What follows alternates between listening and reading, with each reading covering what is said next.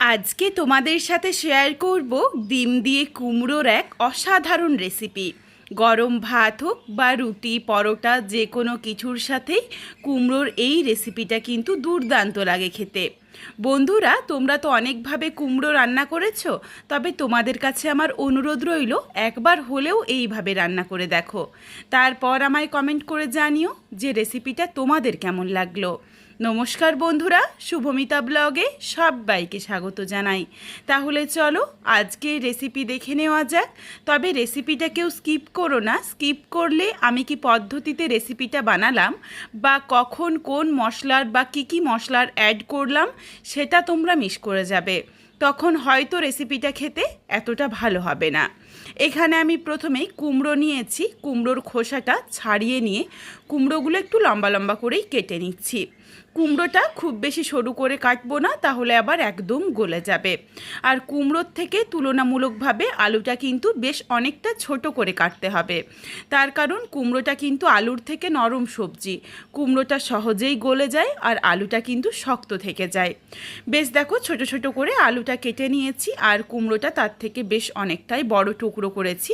এখানে আলু কুমড়োর পরিমাণ তোমরা চাইলে তোমাদের পছন্দ মতো কম বেশি করে নিতে পারো। তবে এখানে আমি একটা মাঝারি সাইজের আলু, প্রায় ওই 250 থেকে 300 গ্রামের মতো কুমড়ো নিয়েছি, তার পরিমাণ অনুযায়ী সমস্ত মশলার ব্যবহার করছি। এরপর তোমরা যদি কোনো কিছুর পরিমাণ কম বেশি করে নাও, সেই ক্ষেত্রে মশলার পরিমাণটাও কিন্তু কম বেশি করে নিও। এরপর একটা বাটিতে আমি 2টো ডিম ফাটিয়ে নিয়েছি, তার মধ্যে দিয়েছি সামান্য একটু লবণ দিয়ে আগে নাড়াচাড়া করে একটু মিশিয়ে নিলাম, আর এর সাথে সামান্য একটু লঙ্কার গুঁড়ো আর হলুদের গুঁড়ো দিয়ে দিচ্ছি।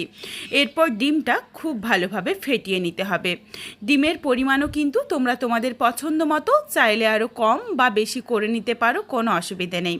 সমস্ত কিছু দিয়ে দেখো ডিমটা খুব ভালোভাবে ফেটিয়ে নিয়েছি। এই ডিমের মধ্যে কিন্তু পেঁয়াজ কুচি বা লঙ্কা কুচি এগুলো দেওয়ার দরকার নেই।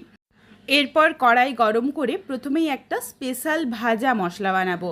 এই ভাজা মশলাটা দেওয়ার জন্য এই রান্নার স্বাদ ও গন্ধ কিন্তু ভীষণ সুন্দর আসে। ডিমের যে একটা আঁশটে গন্ধ থাকে সেটাও একদম থাকে না, খেতেও বেশ ভালো লাগে। কড়াই গরম করে প্রথমে দিয়েছি একটা শুকনো লঙ্কা ফাটিয়ে, আর দিয়েছি গোটা গরম মশলা, যার মধ্যে রয়েছে একটা ছোট এলাচ, 2টো লবঙ্গ, অল্প পরিমাণে দারচিনি স্টিক। এগুলো আগে নাড়াচাড়া করে বেশ কিছুক্ষণ সময় নিয়ে ভেজে নিয়েছি, তার কারণ এই মশলাগুলো ভাজতে একটু সময় লাগে। এগুলো ভাজা হয়ে যাওয়ার পর দিয়েছি 1/2 চামচ গোটা জিরে, আর 1/2 চামচের থেকেও অনেকটাই কম পরিমাণে দিয়েছি 5 ফোড়ন। 5 ফোড়ন দিলেও কিন্তু ভীষণ সুন্দর একটা গন্ধ আসে। এরপর এগুলো দিয়েও সমস্ত মশলা একসাথে নাড়াচাড়া করে বেশ দেখো একটা হালকা লালচে রং ধরিয়ে ভেজে মিক্সিং জারের মধ্যে নামিয়ে রাখলাম। মশলাটা ঠান্ডা হয়ে যাক, তারপর মিহি করে গুঁড়ো করে নেব। এই মশলাটা একবার দিয়ে দেখো এই রান্নাটাতে, তাহলে কিন্তু রান্নার স্বাদ ও গন্ধ ভীষণই সুন্দর আসবে। আর এই রান্নাতে কিন্তু আমি রসুন বাটা বা আদা বাটা এগুলো ব্যবহার করব না, এগুলো দিলে কিন্তু খেতে ভালো লাগবে না। একদমই অল্প মশলার মধ্যে হালকাভাবে রান্নাটা করব, খেতেও হবে দুর্দান্ত স্বাদের আর তেমনই একটা সুন্দর গন্ধ। তারপর কড়াইয়ের মধ্যে অল্প পরিমাণে সর্ষের তেল গরম করে ফেটিয়ে রাখা ডিমটা দিয়ে দিয়েছি। ডিমটা দিয়ে উল্টে পাল্টে একটু বড় বড় টুকরো করে ভেজে নিয়েছি। তোমরা চাইলে আরও ছোট ছোট টুকরো করে ডিম যেমন আমরা ঝুরি করে ভাজি সেইভাবেও ভেজে নিতে পারো, বা যদি আরও বেশি ডিম দিয়ে বানাও সেই ক্ষেত্রে আরও একটু বড় বড় টুকরো রাখতে পারো। তোমাদের পছন্দ মতো করে ডিমটা ভেজে নিও।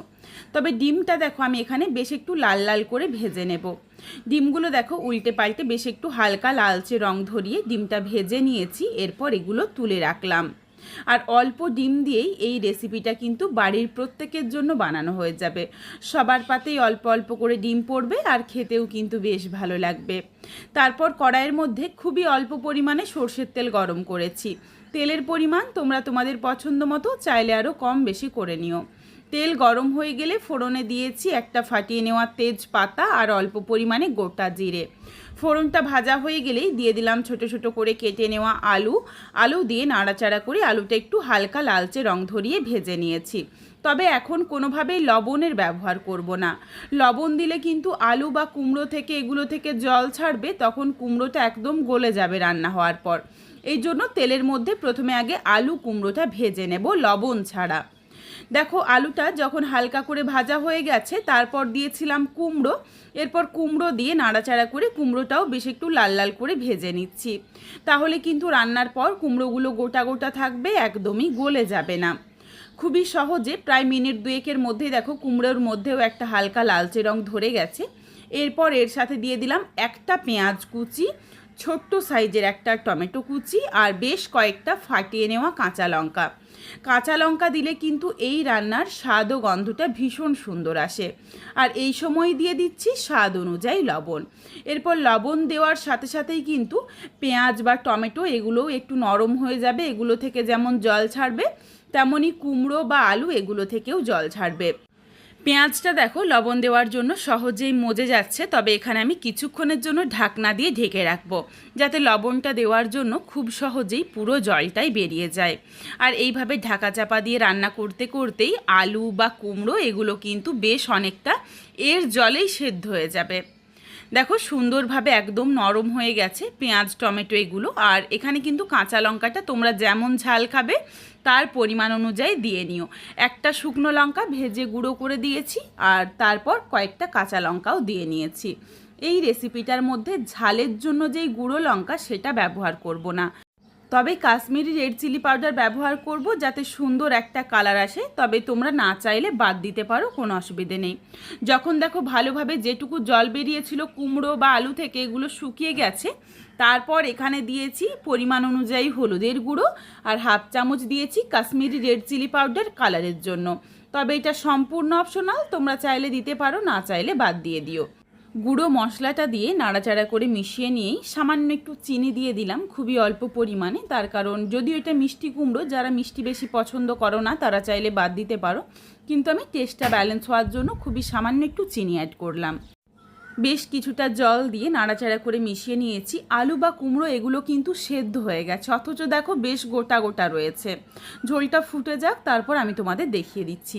ঝোলটা দেখো ফুটে উঠেছে। এরপর দেখো একটা আলু তোমাদের চেপে দেখিয়ে দিই। আলুগুলো দেখো সুন্দরভাবে সুসেদ্ধ হয়ে গেছে, অথচ কুমড়োগুলো বেশ গোটা গোটা রয়েছে। তোমরা যদি এই পদ্ধতিতে রান্নাটা করো তাহলে দেখো সমস্ত কিছু বেশ গোটা গোটা থাকবে, খেতেও বেশ ভালো লাগবে।